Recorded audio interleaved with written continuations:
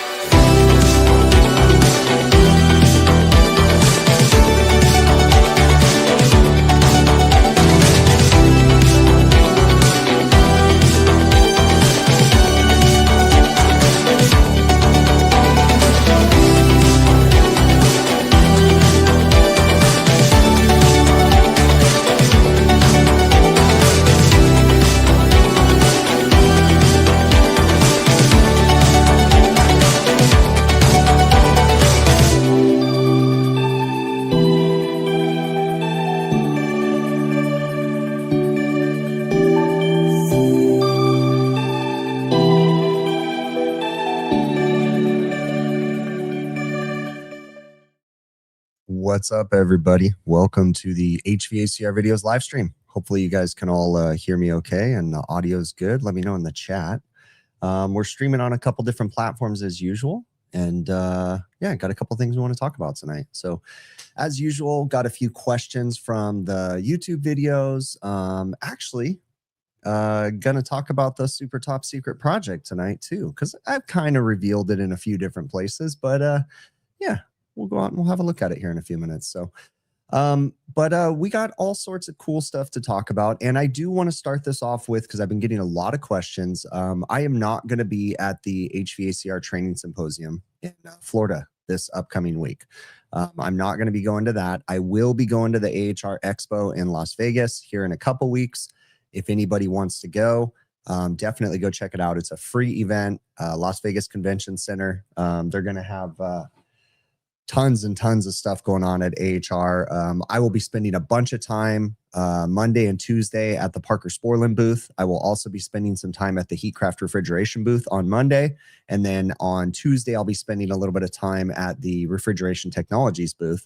And then Wednesday is my free day. We're just going to be walking around checking out the show. So if you guys are going to the AHR Expo, definitely come by. Pay attention to my social media. I'll announce everywhere that I'll be at for the people that are coming. If they want to come, stop by, say hi. There'll be lots of cool stuff over at the Parker Sporland booth, at the Heatcraft booth. Everybody's stepping up their game when it comes to AHR. Everybody pretty much has podcasting set up. Everybody has stages now, it seems like. It's very interesting. The AHR Expo is definitely evolving into something bigger. So for those that are interested, the AHR Expo is literally an event for manufacturers to show the products that they make to other manufacturers, and then it's slowly becoming more and more for the public. We have manufacturers showing off their new up and coming products. They announce products at the AHR Expo. There's training sessions. There's all sorts of crazy stuff. There's parties, there's dinners, there's all kinds of things. I am going to be at the HVAC Tactical Awards on Sunday night. My wife and I are going to go to that. And then we'll be doing different things. I've got a Heatcraft party on Monday, a Sporland dinner on Tuesday. Like, it's crazy how booked everything is. But also for those that are going to the AHR Expo, especially those that are local to Vegas, we're going to be meeting up at we are going to be meeting up at Red Rock Canyon, weather permitting, obviously, Sunday morning we're going to go for a hike. Nothing crazy, just a quick little hike for a couple hours or something like that. So anybody that does want to go, definitely message me. We'll try to get you the info. But I will say that I have been getting a lot of people that saying they're flying into Vegas and then they're going to meet us at Red Rock Canyon. It's not very accommodating to rideshare.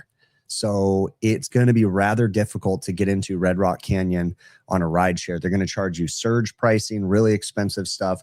And then you have to pay an entrance fee, and then it's a one-way loop. So it's not really conducive to rideshare. So if you are going to be going to Red Rock Canyon, you kind of need to be renting a car to drive it or figuring out some other alternative means. It's not anything that you're going to want to be dropped off at the entrance and walk up, because it's a long walk to get into Red Rock Canyon. So, but just stay tuned. Shoot me an email if you're interested. Pay attention to my social media. We'll be announcing some stuff as things come on. So let's see what we got going on in the chat real quick. For those, so we're talking about AHR Expo is going to be at the Las Vegas Convention Center. So it'll be, when is it? It is, you can just look it up, AHR Expo 2026, but it is going to be February 2nd, 3rd, and 4th at the Las Vegas Convention Center. So it's a Monday, Tuesday, Wednesday, but I'll be going out Saturday night, or Saturday morning. We'll be driving out. Luckily for us, it's only a 3.5, 4 hour drive at the most. So we'll be driving up, staying the night Saturday, and then, shenanigans all start Sunday with the tactical awards and then all the chaos of the AHR Expo. But if you've never been and you're local to Vegas, definitely go check it out. It's an awesome show. You don't necessarily, if you're a local, you don't need to go Monday, Tuesday, and Wednesday if you don't want to. I have like obligations Monday and Tuesday at the AHR Expo, like doing booth visits and booth tours and stuff. So for me, I go all 3 days because Wednesday is my free day to actually walk around the show and see it. So, I have the most free time on Wednesday. If you're walking around, you could stop me. But I mean, feel free. If you see me at the expo, that's what I'm there for. Stop me. Come by, say hi, have a conversation with me at the Sporland booth, whatever. I'll announce on social media all the places that I'll be and the times that I'll be there to make it easier for everybody. So, all right. Well, we got a bunch of stuff to talk about. And yeah, I'm looking forward to everybody that is going to make it to the AHR Expo. So let's see what we got going on in the chat. I'm looking at Instagram right now. Abe Refrigeration says that he met me in Atlanta at AHR. Right on, man. Yeah, Atlanta was a good time. They're not doing Atlanta in this rotation. They're skipping Atlanta this time, and they're going to double up in Chicago for some reason. So they're doing 2 times in Chicago, 1 time in Orlando, 1 time in Vegas this round. They do like a rotation. Usually Atlanta's in there. But I will say that Atlanta was a dumpster fire when it came to food and stuff like that. It was a nightmare. Don't know why people are texting me right now, but what is my daughter texting me here?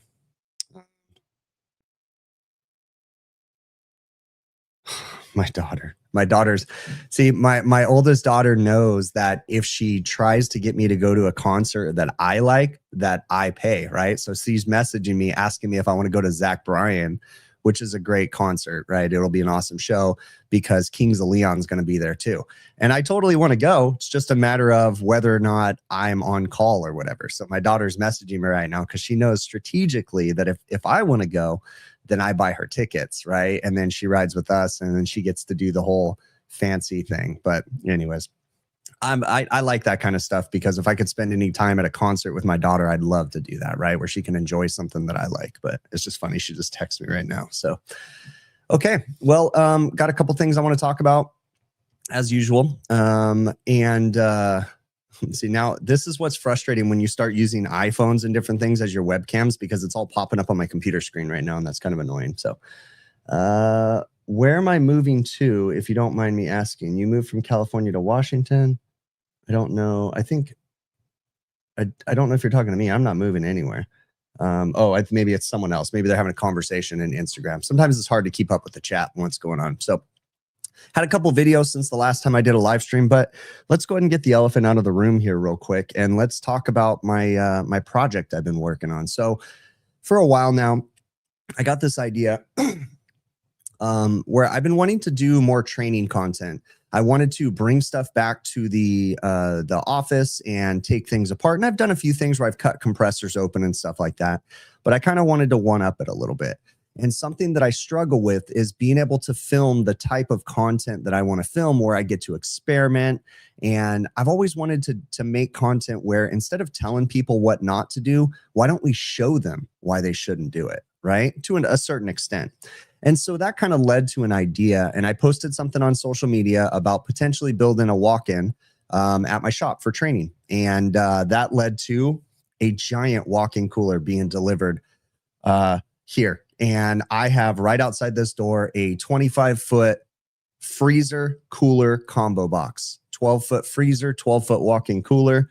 And it's not finished yet, but I did build it. We're still waiting on a few things, but we're at the point now where the box is built. I'm waiting on the rubber membrane that's going to be delivered hopefully tomorrow. And then we need to start going through equipment selection. We've got to do load calculations on the box. We've got to design what type of equipment we want to install in here. I've got so many ideas in my head, running through my head. But the experiment ideas that I have with this walk-in box are endless. I've got so many different ideas. So let's go have a look at the box real quick. Let me see if I can pull this up and safely do this. So hang on just a second.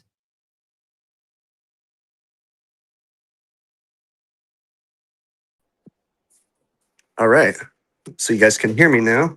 Let's go ahead and step out here. Now I am in vertical because it'll be a little bit easier for everybody to see the vertical. What we have here is a 25-foot box. This is the freezer section right here. And then it goes all the way over, and that is the cooler section. So I haven't put the roof on it yet. I mean, it has a roof, but it doesn't have the rubber membrane and the insulation and all that stuff. But we've got a giant box on the inside with, again, I have so many ideas on how I am going to utilize this box. We've got plenty of room out here. This is why I had to pour a giant slab out. This is literally my video studio right here. So walking out this door, we have a giant slab. We've got storage area all right here. And we have tons and tons of space for experiments, for ideas. I have ideas about where the equipment's going to go. And everything about this box, the idea is that the equipment's going to be installed in a way that makes sense for content, not necessarily for a customer. So the evaporators aren't going to necessarily be pushed all the way up against the wall. They might be more towards the middle of the box. So that way we can film better content, show what freeze ups look like, you know, that kind of stuff. The condensing units are probably going to be installed a ways away. So that way we can, you know, basically be able to film all sides of the condensing units to be able to show everything. So currently right now I'm working on trenching out the electrical to where we're going to be pulling the electrical service from and running it over here and then running everything up and over. This is not something where this equipment's going to be running 24 hours a day, 7 days a week, all the time. It's more or less going to be running for experiments, you know, for weeks at a time, maybe. But obviously I'm not going to be running this forever because it would kill my energy bill. You know what I mean? So, yeah, it's this is definitely, I'm looking through the comments right now. So someone says, assuming this is not at my house. Actually, yeah, this is at my house.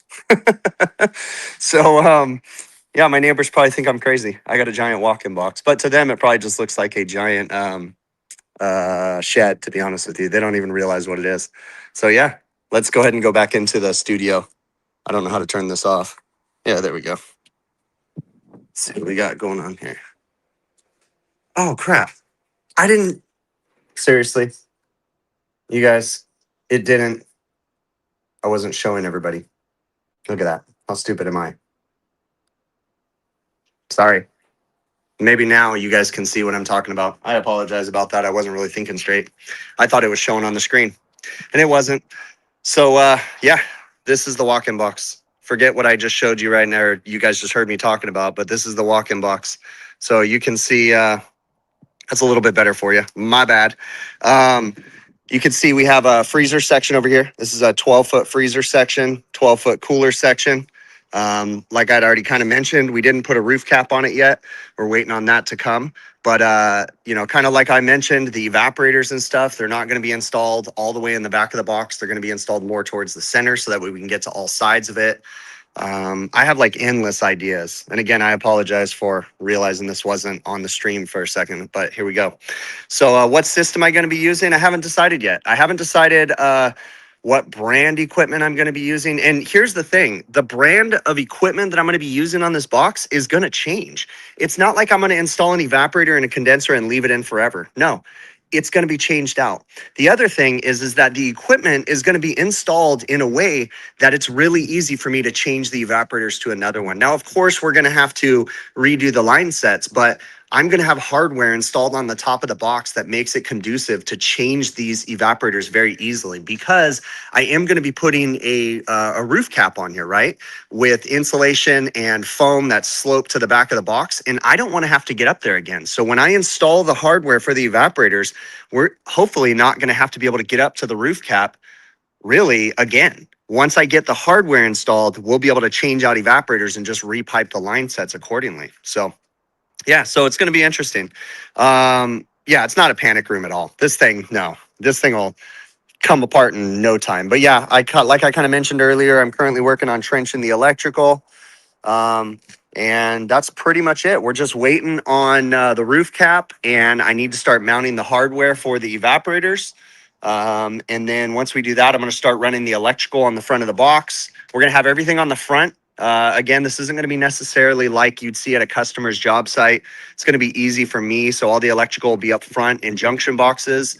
And then I may even bring the drain lines out the front too. I've got so many different ideas about different experiments. But like, for instance, what happens if you undersize an evaporator? What happens if you oversize an evaporator?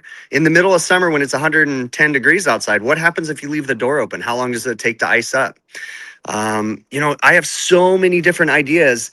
What happens if you don't adjust the superheat right? What happens on startup if you try to dial in the superheat on a walk-in freezer evaporator when it's still 50 degrees in the box and you get the superheat way, way low to where it should be? What happens when it comes down to temp? Well, instead of telling people how not and why not to do that kind of an adjustment on startup, let's do it. Let's actually physically do the adjustment, see what happens, you know? So yeah, pretty cool. But all right, well, let's get back here into the studio.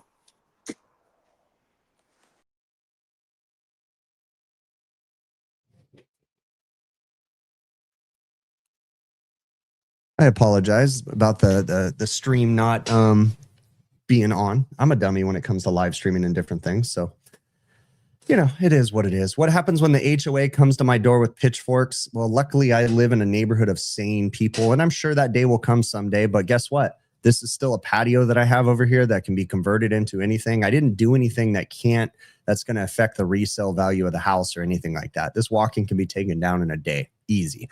So it's not a big deal.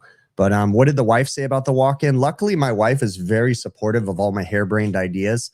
And she was the one that actually helped me put the entire box together. So she built it with me, used a couple of the guys that I work with to help me unload the truck. And then one of the guys came over and helped me put the roof on. But my wife did everything else with me, the walls, the door frames. She's a trooper, man. So she's always supporting everything.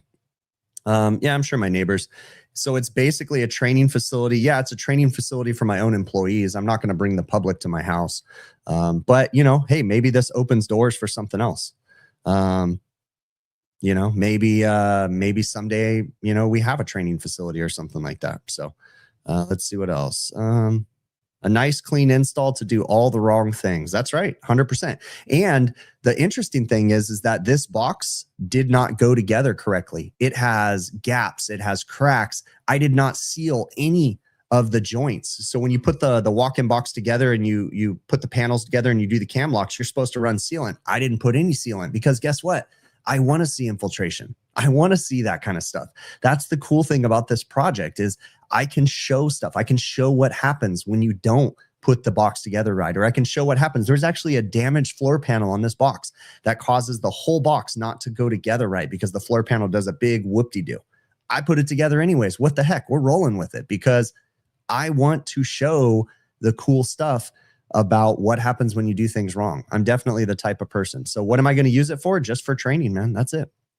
Let me see what else we got going on in the chat. Going to be breaking out the thermal. Yeah, thermal imaging camera, got all kinds.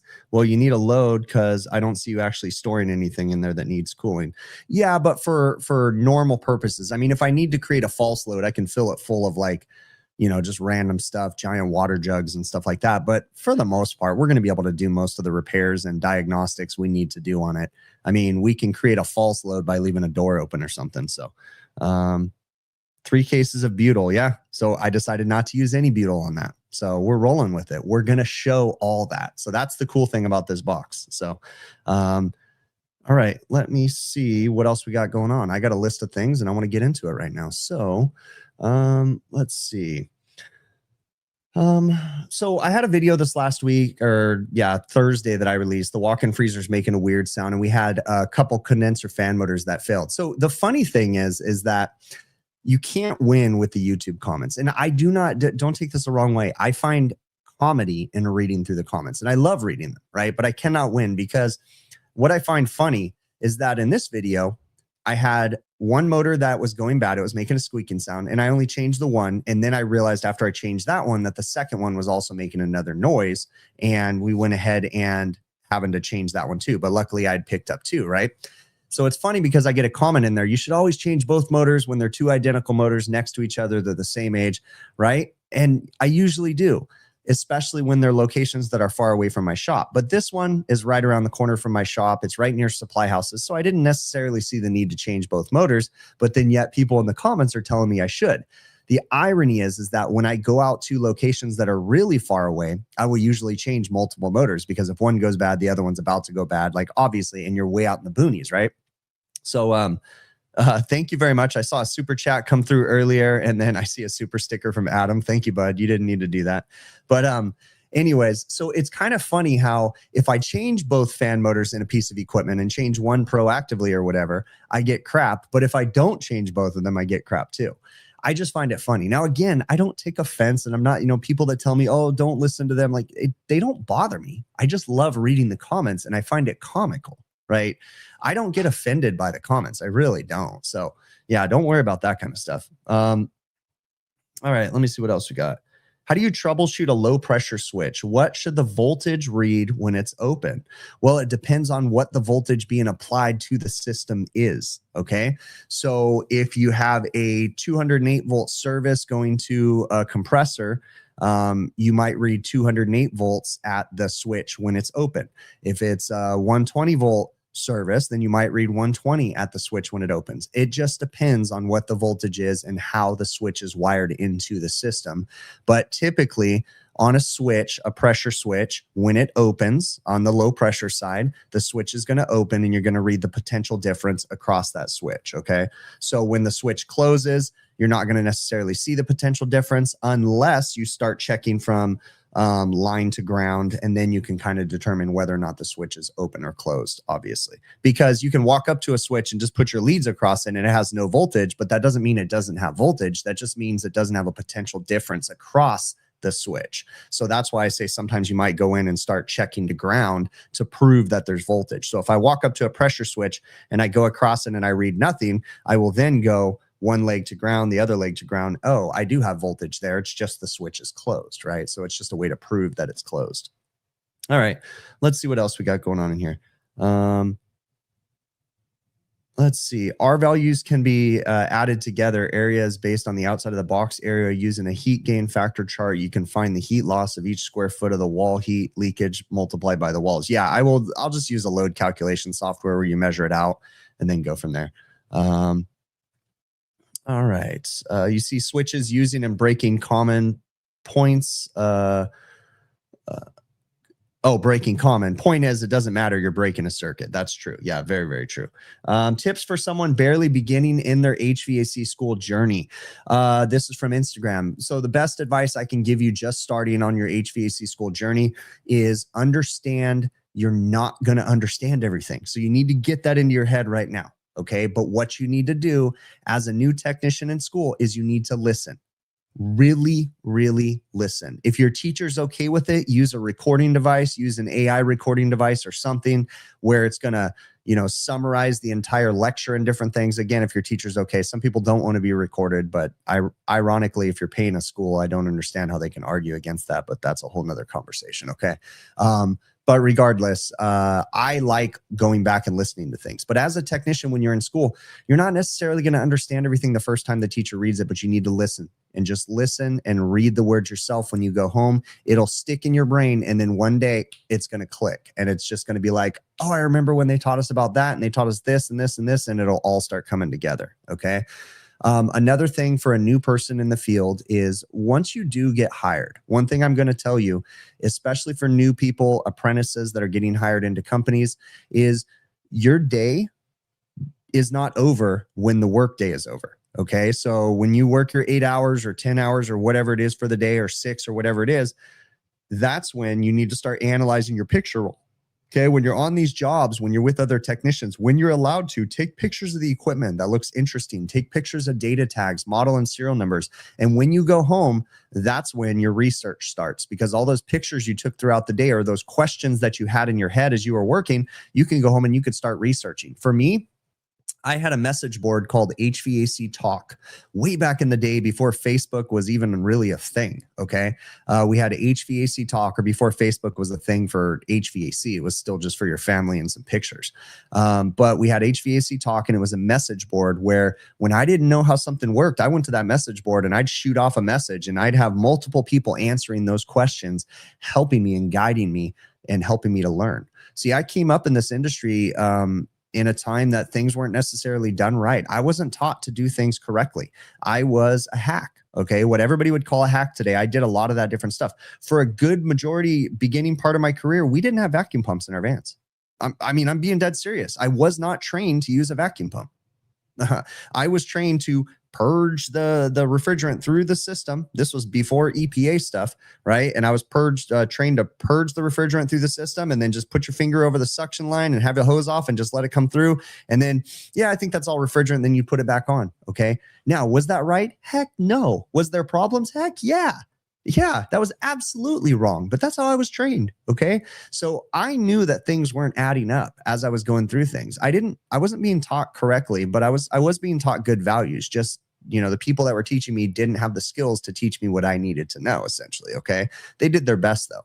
But I learned from callbacks and different things like, hey, why do we keep plugging up these dryers? Why are the pressures not making sense? Why does this? And so then I started digging in, asking other people questions, and I educated myself. Okay. So understand that the knowledge you gain in this industry is yours to keep forever, but you're also not going to be handed that knowledge. You got to work for that knowledge. You got to research. You got to ask questions at the right time. So as a new person getting into this industry, I'm telling you, this is a good time to get in. We have a lot of opportunity. We have a lot of new technology coming in. It's hard work, but it's very fulfilling work. And just hang in there and it'll all work out. You just got to ask the questions and do the research, put in the work. All right.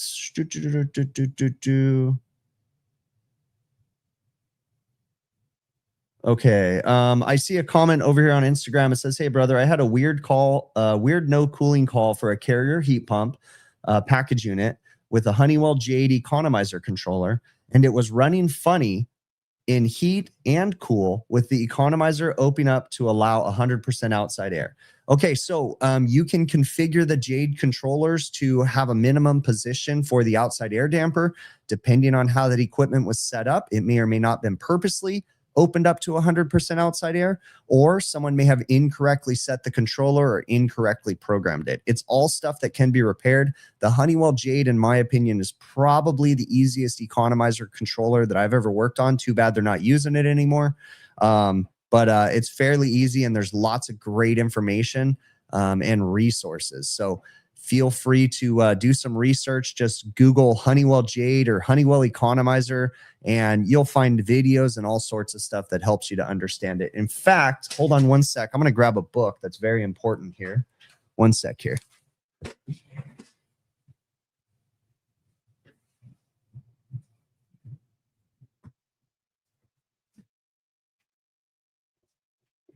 This book right here, Google this, Technical Reference Manual, Design and Application Manual for Honeywell Economizer Controls. Okay. It's just a book. There's a number on the bottom right here, 63-8594-02. This book right here does such an amazing job of breaking down economizers in a way that's understandable, going through old economizer controllers, showing the charts on how to set the economizer controllers. It literally goes through all the old modules, has wiring diagrams for those modules. You have so much information. And sorry for those that are on Instagram, I'll show this to you. This is the book right here, Technical Reference Manual, Design and Application Guide for Honeywell Economizer Controls. This book is like an amazing Bible. It goes through and explains the Jade controller to you, has, you know, everything in here showing different manuals. I mean, it just keeps going and going. There's such a resource of knowledge in here. Goes into how to set up the Jade, what to do. I mean, such a great resource. So I highly recommend this book. You should be able to download it and on your iPad. It should be free online, I'm sure. So check that out. That's an amazing book for economizers, and it'll definitely help you out. Hopefully that helps you a little bit there. All right. Let's go ahead and get to a few more things here. Let me see what the comments have to say. Jason says he has it in a PDF. Yeah, you can find it in a PDF. I just love physical manuals in my hand, especially when you're in the office. But I do use PDFs out in the field. I'll pull up, I have one of those fancy magnetic, super heavy duty cases for my iPad. So I can put it up against the side of a unit, you know, and it sticks to it and you can see all your information on there. Like, I love using that. It has a strap on the back for your hand and all that fancy stuff. All right. You were just curious why I don't do my closings to my videos in my office anymore. Not a complaint, just a curiosity. Pat is asking. So yeah, the outros to my videos, I used to do sitting in this office. And in all honesty, I just needed a change. That's the main reason why I moved from my office. But there's another issue too. When I changed my computer setup, when I went from PC to Mac and fully went in on Mac, the softwares were a little bit different. And I was having issues with my OBS software recording my outro videos. I was doing them on StreamYard for a while, but then StreamYard, the audio quality and the video quality just wasn't mashing up. So between my own crazy issues in my head about perfection and audio quality and video quality, and the fact that I just needed a change, that's why I started recording them out at the van or on the job site. So you have to remember that, like, whatever video you guys see, it's pretty safe to assume that whatever the length of the video that you're watching, that I uploaded it, at a minimum, I watched that video 2 times while I was in the editing process, but sometimes even 3 times. So if it's a 40-minute video, I spent that much time sitting in the office going and rewatching. And so when I'm recording outros and different things like that, it becomes very repetitive for me and boring. Honestly, I hate being in the office. So I just need change, right? And something as simple as the backdrop on my video. And then, like, things don't work out, the audio isn't working right, and it just starts driving me insane. So I just, instead of fighting it, I just move to a new location, change things up, and deal with that until it starts irritating me. I'm sure it's something to do with neurodivergence and my brain being all wonky and stuff, but you know, whatever. It is what it is. If you find a reversing valve on a small walk-in cooler or walk-in freezer, you got bigger problems. Well, no, actually not. Don't be surprised if you don't see a 3-way valve. Masterbuilt uses what basically is a reversing valve for head pressure control.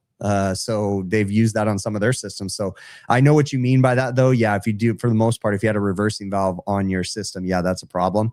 But yeah, some manufacturers use reversing valve type valves for head pressure control, or I'm sorry, not head pressure control, but defrost. That's what Masterbuilt uses it for. Did I say head pressure control? I meant defrost. But yeah, they use it basically as like a defrost setup. So yeah, some manufacturers do some weird different things. So anyways, all right. do the next outro in my bathroom. Yeah, no, this is the wrong channel for that. Let's see. Luke says he owns an AC company in Tucson. You mainly do residential and you're licensed to do commercial, but never really gotten into low temp stuff. How different is low temp? Is it worth it? What's the best way to learn it? The best way to learn it, it's funny. Someone in the chat, go ahead and say what book I'm about to grab right now. Go ahead and tell everybody in the chat.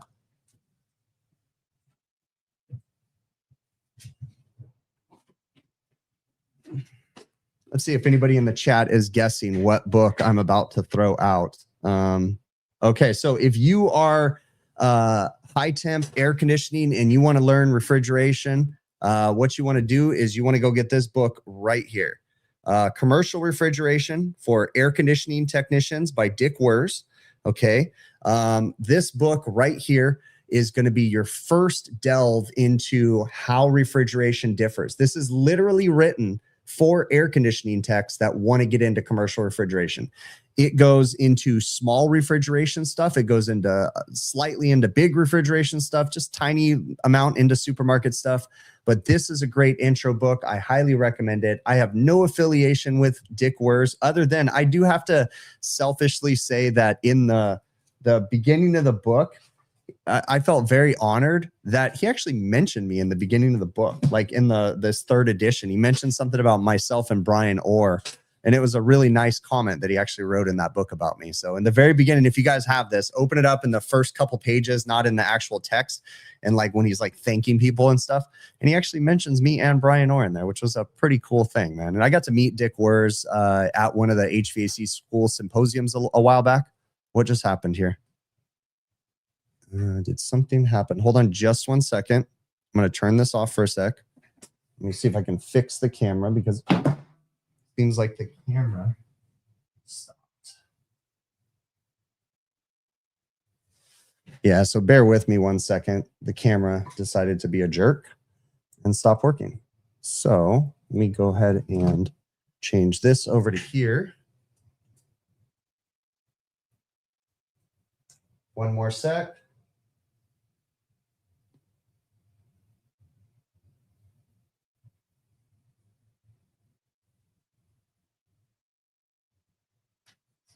And let's see if I can make this work with a different camera.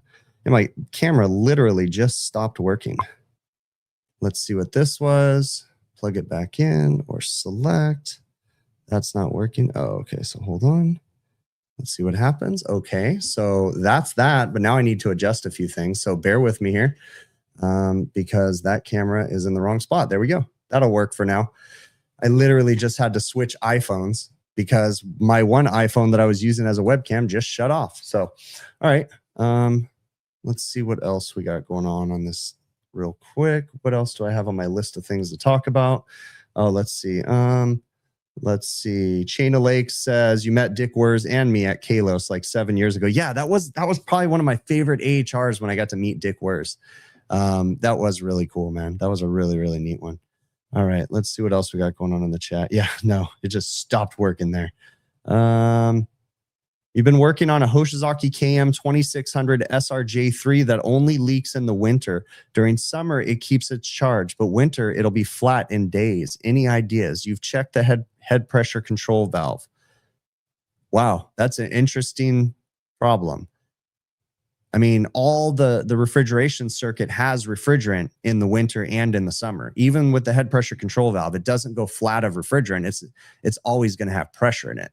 So why in the winter versus the summer? I don't know, man. That's really interesting.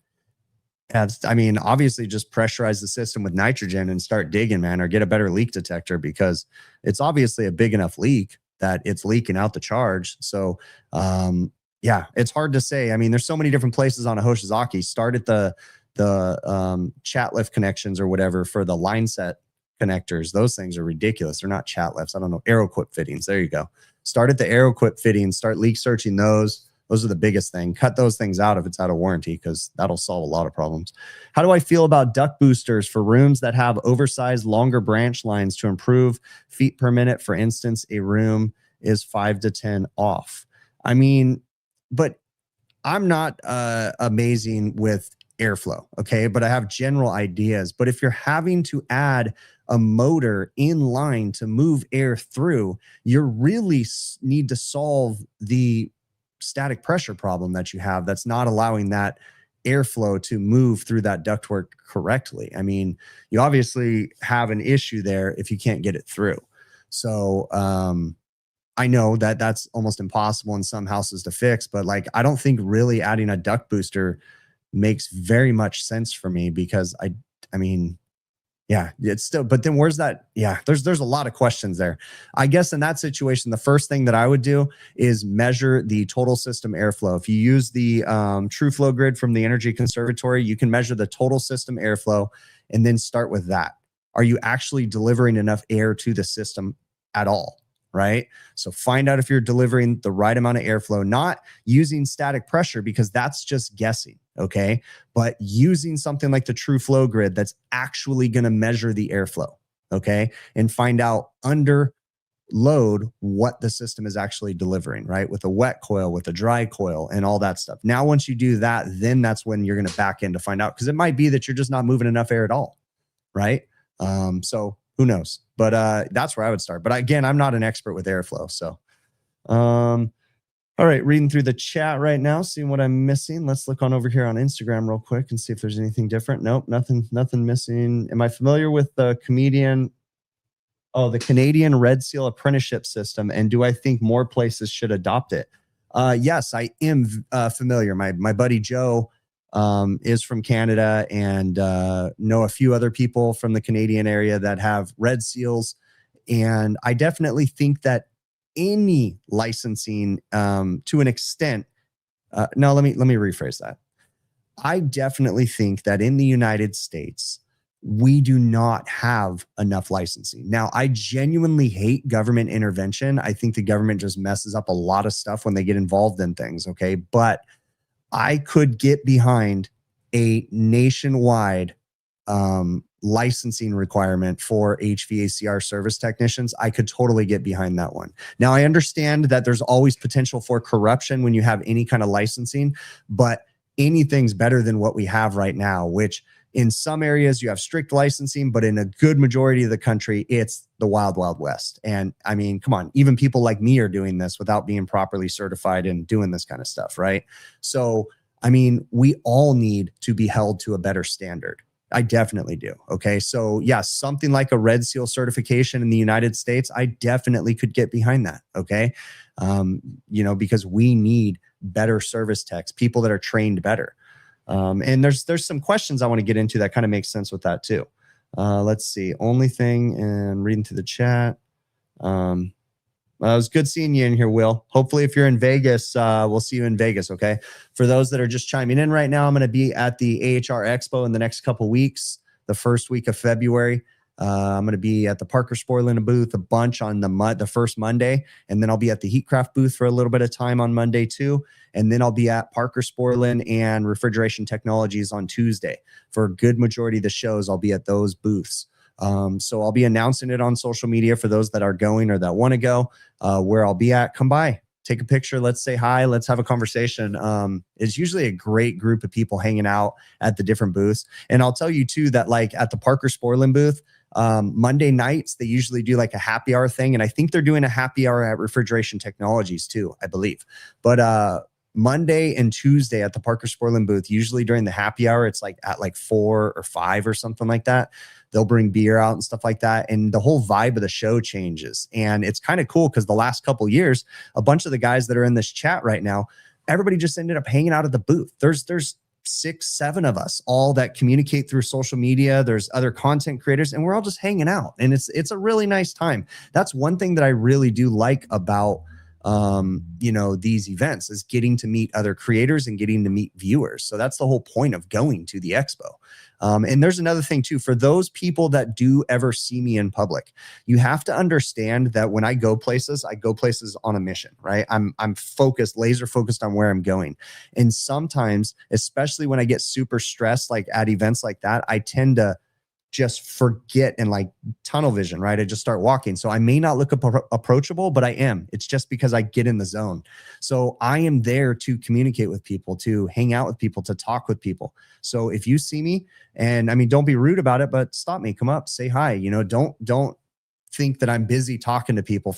Yeah, come up and, you know, I'm talking to a manufacturer, politely come up and have a conversation with us. That's the whole thing about AHR. It's a cool thing. So, all right. Anyways, when you can study for a test one day, they will have the same test always. That doesn't hold. Oh yeah. Yeah, true. All right. Okay. So I want to get into a couple questions that people asked on the last couple videos. So this is an interesting one from Dan. So Dan was curious. He installed a new walk-in evaporator and condenser, and he used the existing line set. Okay. But he was worried about the suction line being the wrong size, because on the new condensing unit, I believe, is that what he said? Let's see, he was worried about the existing line size, but worried about the suction being oversized. The suction line on the condenser and the evaporator is 5/8, but the line set is 7/8. Okay. Looks to be the same in a video that I was doing. So he was curious. Okay. So you have to understand what you need to do to, first off, I don't think it's going to be a huge difference for most systems out there. There will be some maybe performance, but it may or may not be measurable. Okay. Drop in having an oversized evaporator. You might run into potential oil return problems. Okay. But first thing you want to do is head over to Parker Sporland's website and look up Parker Sporland Virtual Engineer. On the Virtual Engineer, you can actually find out the exact line sizes that your system needs. Okay. Just because your evaporator has one size coming off of it, and just because the condenser has one size coming off of it, doesn't mean that those sizes are going to be the line size for the whole system. Okay. So manufacturers will oftentimes design these and, you know, for different varying loads and different stuff. So that being said, it's not unheard of to have a line set size that's different from the evaporator or the condenser. Okay. Now, I'm not saying it's right, but what I'm saying is go over to the Virtual Engineer, input your BTUs, the length, you know, and all that stuff, and it'll help you to calculate using, you know, the crazy mathematical calculations, and it'll help you to calculate what line sizes you actually need for the system. And it'll kind of tell you too, like, you know, you can use these line sizes, but this one's the best. Okay. But you have to understand, you know, basically, if you have an oversized suction line, you're not going to have potential refrigerant velocity to carry oil back with the refrigerant to the compressor. And then obviously, if the line is too small, at some point, it'll start to choke down and restrict the amount of refrigerant coming back and cooling the compressor and slow down the operation of the equipment, right? So you do want to make sure, and this is a good question to ask, but head over to the Virtual Engineer, look up the line size, look up the, you know, input the BTUs and stuff, and it'll help you to calculate what the line size should be. So hopefully that helps. All right. Let me see. Okay, so the last video that I had, condenser fan motor, I chose to use OEM condenser fan motors. Okay, so a question was asked in the chat or in the comments a couple times, and then this person, I saw another one today. Why did I use OEM motors instead of using Fasco 9721s? And the bottom line is that I always prefer to use OEM parts whenever possible. Okay. But I also understand in some situations, I don't always have OEM parts. I may not be very close to a supply house. You know, for certain situations, I will evaluate that situation and use whatever parts I think are best. Now, I prefer to use OEM as much as possible. I know a lot of people, and someone in the comments asked me, you know, but OEM's so expensive. Yes, it is expensive. Okay. But I think that and I myself, I know that I am completely guilty of this, but I think it's a flaw. It's a good thing and a flaw, but like I tend to always be a little bit more worried about the customer than I should be. Okay. And what I mean by that is of course, my customers are very important to me, but there's times that like, I think something's too expensive, but you know what? We have to look at the big picture, right? Yes, this part might be more expensive, but guess what? It was manufactured by this company and it was meant to work in this equipment. And for the most part, OEM parts oftentimes are easier to install. So there's less opportunity for mistakes to happen. So I'm not saying that every single time I'm going to use OEM, but I tend to lean more towards OEM parts because that's the way the equipment was designed. When you tend to venture away from OEM parts, and I know it's something as simple as a fan motor, but oftentimes when you venture away from OEM parts, you change the dynamics of the equipment and how it operates, okay? It may not be as efficient. That motor may not last as long. It may be overworking. When you go with OEM, for the most part, it's a pretty easy decision. For the most part, the parts are quality and they do work. I agree that there is some OEM parts that I will sometimes be like, you know what? No, this one is literally a nightmare. We're not installing this. And that does happen. You get on the Russell evaporator fan motors, and if I can get away from using those OEM motors when it's out of warranty, I ditch those and go get the aftermarket ones because they're identical as the OEM ones, right? So I save the customer money. So there is times that I'm going to make decisions, but I tend to want to lean more towards using OEM parts just to make the job easier for me. I'm genuinely curious in the comments what people have to say about the OEM parts. Let's see if anybody's saying, yeah, a couple of people I think are agreeing with it. Reading through the chat, seeing what it says. Yep. Okay, cool. Yeah. OEM parts, Jonathan says, if you use OEM, they could potentially gripe about price. If you use aftermarket and it fails, you're a hack. That's true. And again, but to be fair, I do use aftermarket parts. Okay. So you know, yeah, we all do, but you have to evaluate every situation, right? And try to look out for the customer's best interest for the most part. Okay. So that's typically what we're trying to do. And, you know, yeah, the price is expensive, but everything is expensive. Okay. We shouldn't be afraid to raise our prices because everything else is getting expensive. We need to make sure we're getting paid appropriately, right? And fairly. And so we shouldn't be afraid to raise our prices. We shouldn't be afraid to charge the prices that we need to charge to stay in business, right? Obviously, there's a fine line there. You don't want to cross those lines and start ripping customers off, right? But anyways, going off on a tangent as usual. Okay, so I did a video a while back where I had a Delfield refrigerator that was brand new. We were uncrating it and we went to go plug it in and we realized it didn't work. And then I ended up taking it back to the shop for various reasons, and we repaired it at the shop. And I filmed the video where I found a refrigerant leak. It was on the condenser. It was in a spot that really wasn't repairable. It wouldn't have been a good repair. And so I went ahead and talked the manufacturer into getting me a new condensing unit. They shipped it out. We installed it and fixed the unit, made a video on it and sent it back to the customer, and they're happy, right? So a lot of people, and I could tell, and this is fine, but I get comments from people that are not in the HVACR trade necessarily. And that's fine. They're homeowners, they're restaurant owners, they're just general consumers that are watching these videos. That's cool. I totally welcome those people, right? But I can clearly tell when they're not in the industry just from the way that they ask questions, right? So the question this gentleman asked me, and there's nothing wrong with this question. I can just tell you're not a tech, and that's just an observation I'm making, okay? But I'll address your question here in a sec. So it says, instead of charging the customer for repairs, why didn't I just contact the manufacturer when that refrigerator had a leak in the condenser and have the manufacturer send me out a whole new refrigerator instead of fixing a box? So basically, this gentleman is not a tech, and that's fine, but you just need to understand that, like, that's not the way the industry works.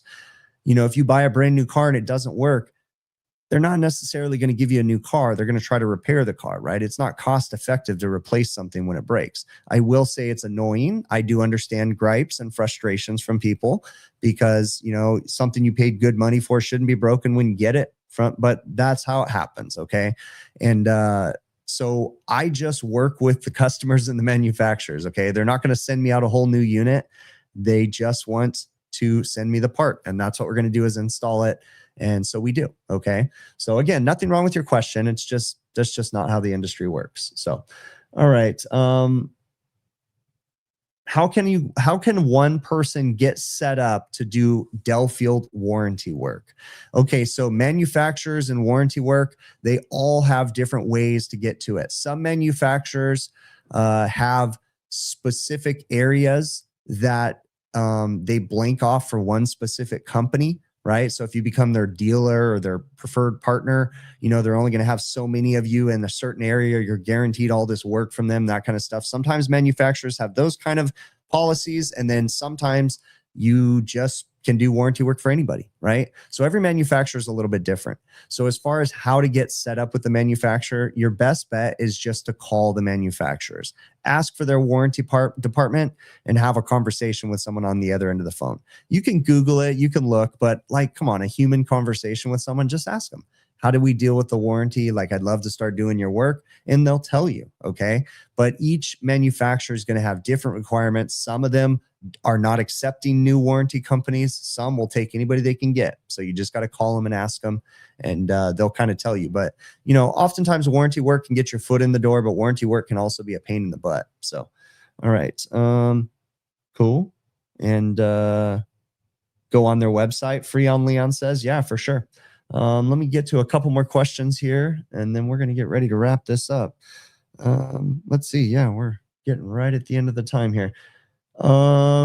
Yes, I did use AI to try to design a thumbnail for half the viewers the other day. I was testing it out. I'm not a huge fan of it. I don't like the over-the-top AI thumbnails. Mine was kind of like, I was like, I didn't know. So what I actually did was I did a test. Half of you saw one thumbnail, half of you saw an AI thumbnail. And I was just comparing it because you can do that through YouTube. It's like an A and B test or something like that. Anyways, so some of you saw one thumbnail with AI where it was my face and a spark or something like that. And then some of you saw a different thumbnail that was non-AI. And it was just something I was trying out. I use different AI features, you know, every once in a while to help me with certain things. And so that was just something I was trying. I'm still kind of up in the air on how I like it. I definitely think AI is beneficial to offices and different things like that and technicians. I mean, I even ask AI some questions too when I have technical questions. But the thing that you have to understand is that AI can be really good or really bad. So I think AI is beneficial for a technician that does really have a pretty good mind behind him and kind of has an idea what he's doing, and he really just needs general guidance or something, because you need to know when AI is telling you something that's wrong. So if I ask AI a question, I can lead it to tell me almost anything.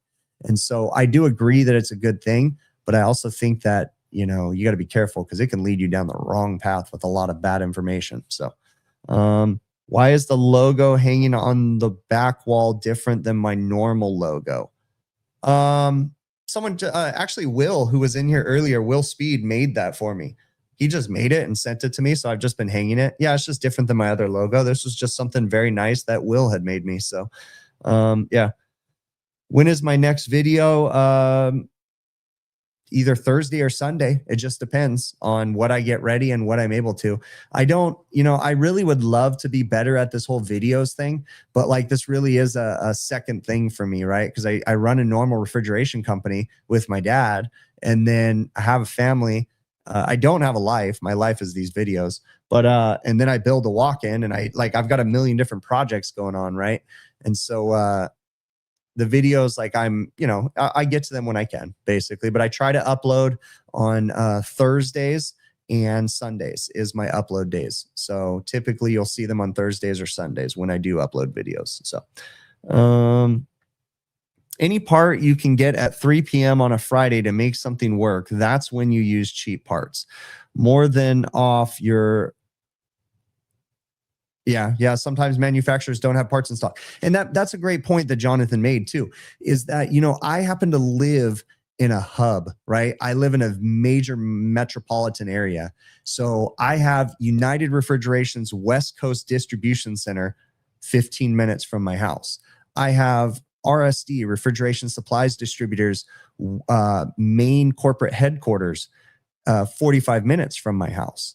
I have Allied Refrigeration, which is another major West Coast refrigeration company. I have their corporate offices. Like, I have access to a lot of stuff because I'm in a metro area that, you know, is just big, right? So we're fully saturated, and we support from the West Coast. We support a lot of the, you know, the West, basically, with our main hubs and stuff. So I can oftentimes get parts faster than a lot of people. I know people in the comments will oftentimes say, hey, you know, and I can see like different regions too. If people are commenting from, you know, major areas, you know, they might have good access like I do. But then if you comment more from a rural area, you're going to have a different thing. So it's very interesting to read my comments and kind of see, and you can kind of guide like, this person's from the Midwest, this person's from, you know, this area. it's very interesting with just the access to parts. It's very, very interesting. All right. But yeah, let's see. Yeah, so that's it. I am going to wrap this up. It is time to get out of here. So for those that did just kind of come in a little bit late, we did announce and show everybody the walk-in cooler project. So I built a large walk-in cooler on the outside of my shop, or my office right here. And it's for filming content and stuff. So it's a walk-in cooler and a freezer, 2 separate boxes. And we're going to be doing a kind of, not necessarily a series. This is just some extra kind of content for the channel. So, and we'll be able to do experiments and different types of stuff and training on it for my employees and that kind of stuff. So anyways, stay tuned. It'll all be popping up soon. I am going to wrap this one up. The dogs are not available to come in tonight, so they're doing something. So we are, they're out doing things with their friends, they're out gallivanting, that kind of stuff. So they're not going to come in tonight. So I'm going to end it and hope to catch you on the next one.